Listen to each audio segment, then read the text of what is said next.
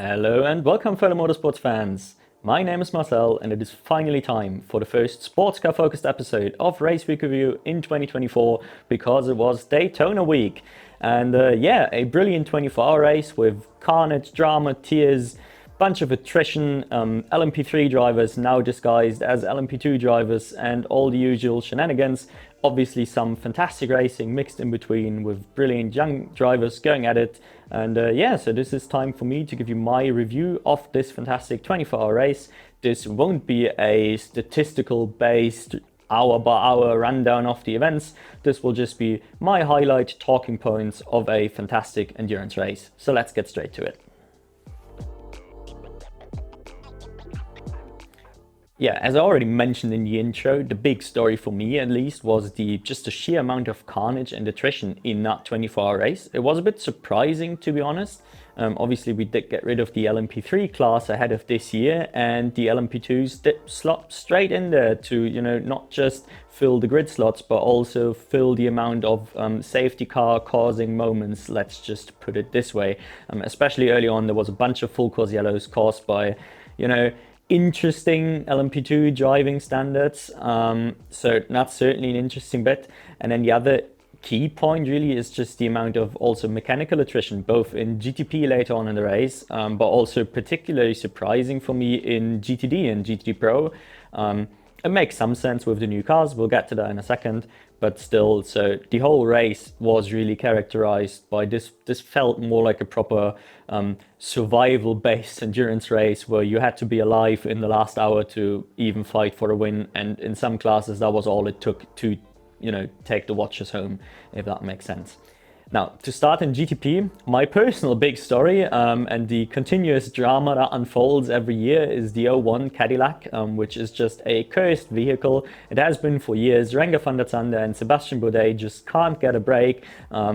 This year, again, it's been the same old story. They were in win contention, led large chunks of the race, obviously fielded an absolute all-star lineup of the two full-season drivers, and then Alex Palou and Scott Dixon, Scott he's called, I don't know why I just forget his name, but yeah, so the two best current IndyCar drivers in the same car as well. This should be a favorite every race they attempt, and instead the car just decided to give up right after a full course yellow. It just sort of died, and they also were the first GTP to actually fully retire the race and not just repair in the garage for hours. So yeah, put a tear to my eyes, as it always does. But at least they weren't the only ones. The BMWs also heavily struggled with reliability. They were actually quicker than last year. I mean, you'd hope so, but still both cars eventually died. So yeah, GTP not the worst class for this attrition kind of statistic, but it still was a factor. At the end of the day, this largely left us with the 31 Cadillac battling against the two factory Porsches, and to a lesser extent the also really well-running number 5 JDC Miller Porsche. At the end of the day, Kevin Estre ruined it for the number 6 a little bit. Little driver error on pit exit, ran wide into, well, he just about kept it out of the wall, but lost 30 seconds or something. That took the 6 out of win contention. And at the end of the day, it came down to Felipe Nasr and Matt Campbell taking on Pipo Derani, and I don't know who the other penultimate driver was for the 31, probably Aitken. I know Derani and Blomqvist, obviously. Yeah, there we go. That was the driver pairing. Either way, that was a good duel, but the Cadillac just didn't quite have what it takes at the end of the race. The Porsche seemed to be the quicker car during the daytime of the second day.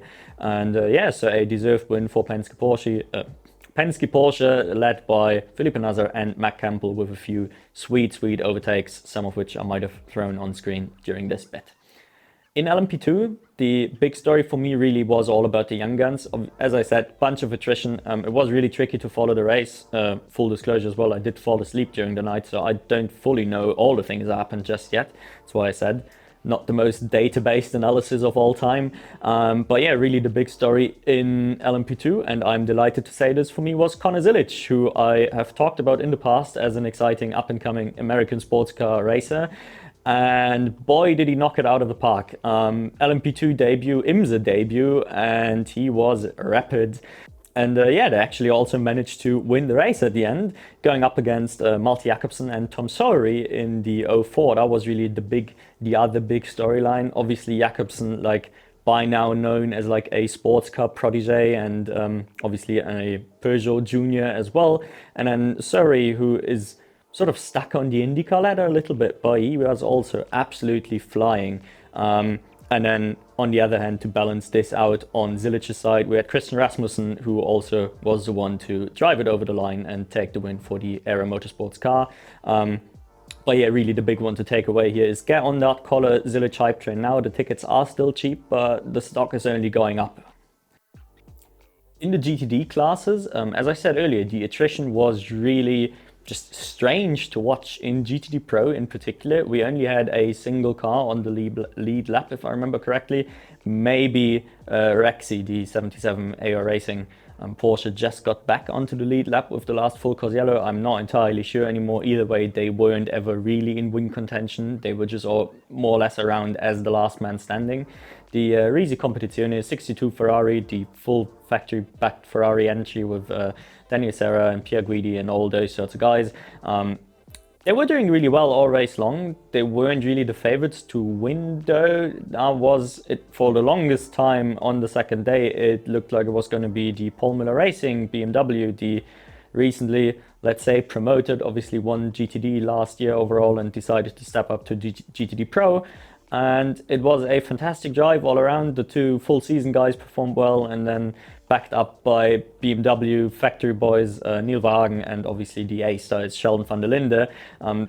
Rapid car, great performances all around, and then eventually they had some sort of tire problem. I'm not entirely sure what happened, but they came out of the pits and went straight back in for some sort of tire issue, and essentially this ended their race, dropped them down a lap, and still on the podium, but what a disaster. The other one to point out is the new Corvettes, which, yeah, we had the debut of the Corvettes and the Fords. The Fords were a little off the pace and just had, little issues all around from the beginning, really. Interesting scene was both some sort of boot panel getting knocked open on both cars, in close, timely fashion. That was very interesting. But yeah, so not, they performed like I would expect from a new car. It was okay, it wasn't great, they weren't in win contention, and that's fine. What's more curious though is the Corvettes actually looked like they could win this motor race, especially once the attrition started kicking in for some of the other entries. They were still thereabouts. They were running with both cars in the podium spots, I want to say, with a few hours to go. And then both cars also, just gave up mechanically in very short subsequent fashion. I don't know what happened. They lasted for, I don't know, I want to say like 20 odd hours, and then both of them gave up at more or less the same time. I don't know if the reasons were related at all, but this is something to keep in mind. Anyway, at the very least, this is promising. They have built a quick car. BOP obviously always a factor, but still, I would expect this squad to be competitive very, very soon in IMSA. Last but not least, we have GTDM. Not the, well, I want to say probably the most difficult class to follow given all the things surrounding it. To me, really the biggest heartbreak story was the number 12 Vassar Sullivan Lexus just going up in flames with about an hour to go. They were also in win contention. Pretty convincing podium sitter. Would have really deserved it as well after their championship defending pro sister car was the first victim of the race, if I recall correctly, getting collected by an LMP2 very, very early on. And yeah, Rita Mumiata and the boys just going up in flames with an hour to go is really quite the sad sight to see. The win went to, iRacing fan favorite Daniel Morat and the Winward Mercedes number 57, which is a cool little storyline. But yeah, I'd be lying if I said the GTDM race was like super, super inspiring. There was so much else going on that this really, was a bit of an, oh yeah, this happened as well kind of race for me. Anyway, there was more going on than just the Rolex, so let's have a quick look at the support categories as well. The MX-5 Cup also had its traditional season opener at Daytona, and yeah, there's been a few interesting developments in that one as well. Obviously, we had the traditional boys. Connor Zilich, yeah, he got a win in race one, but I want to focus on a few of the young guns in this one. That was really, to me, the storyline.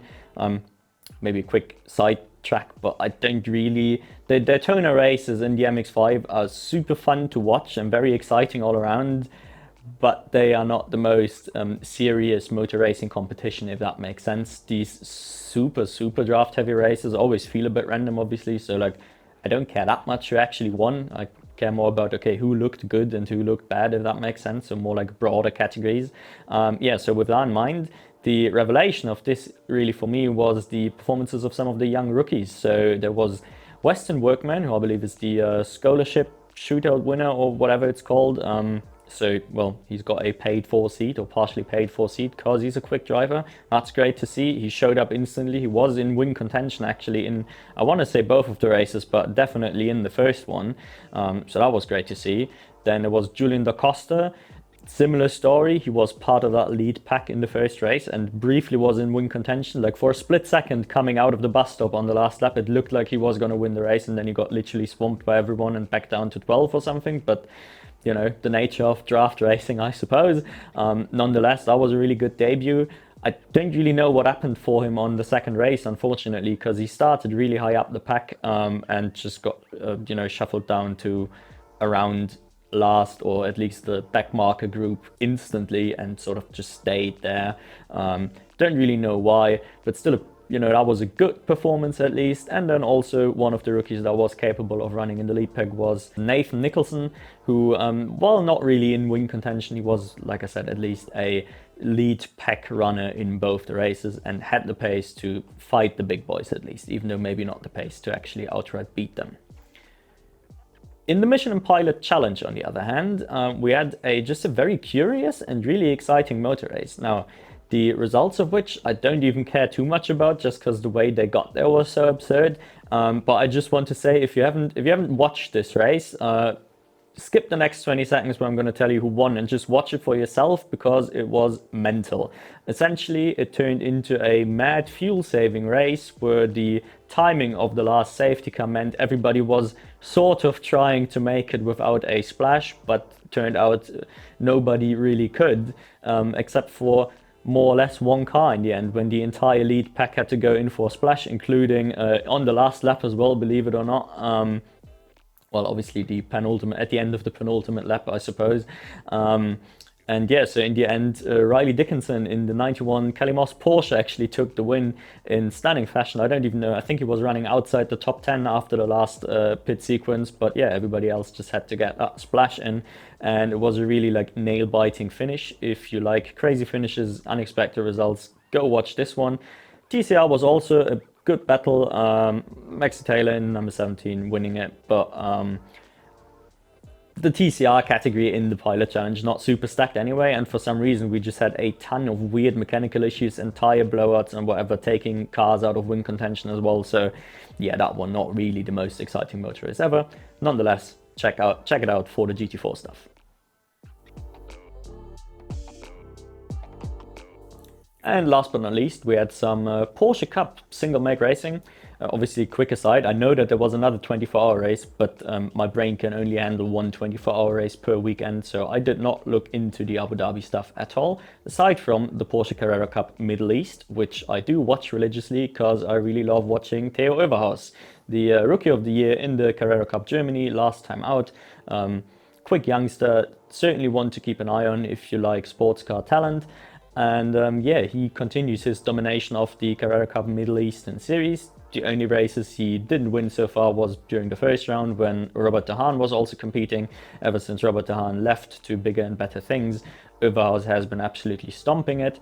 Now, yes, it's not a very competitive grid. He's only really competing against three other guys, namely Colin Bönninghausen, Janis Stierk, I want to say he's called Stierk anyway, and Jackson Walls. But yeah, at the very least, he is beating all of those consistently. Walls is at least a proven guy.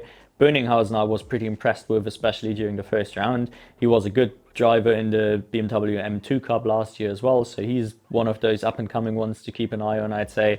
And Stierk, at the very least, is talked about in that same vein, although I have not been awfully impressed with him just yet. So yeah, keep an eye out for Theo Oeverhaus. On the other side of the world, we had the beginning of a new Porsche Winter Series for the year, which is the Southern European Porsche Challenge. Unfortunately, the field is really big, but not very deep, if that makes sense. I was a little bit underwhelmed when I first saw that entry list. In some ways, the Middle Eastern one looks a little better, while only fielding 4 pro cars. Ariel Levy is by far the top guy in that particular grid, but he has also shown all of his weaknesses in the first 2 races by getting into incidents in both of them. I'm not even sure if he ended up keeping the win in the second one, because he did cause an incident but won the race. So yeah, it's not super competitive. Really, the main one there to take away from me is Mathis Jaubert, the young up-and-coming, I hope that's how you pronounce it, the up-and-coming French Porsche Cup driver. He's done really well in the French Carrera Cup last year, and he's also been performing in this now. Had a good comeback drive in the second race after the aforementioned incident with Levy, and yeah, just looks like an all-around quick kid. He is a good reason to tune into the series. The rest of the racing, at least this weekend, unfortunately, not so much. Anyway, if you like this sort of content, maybe a little bit of different view on the sports car world, leave a like and subscribe to the channel if you want to see more of it. And maybe even more importantly, drop down in the comments and tell me what you think about the Rolex, which, retirement hurt you the most. We can talk about, this is our little emotional support group down in the comments, so use it that way. And anyway, thank you all for watching, and I'll see you all next week.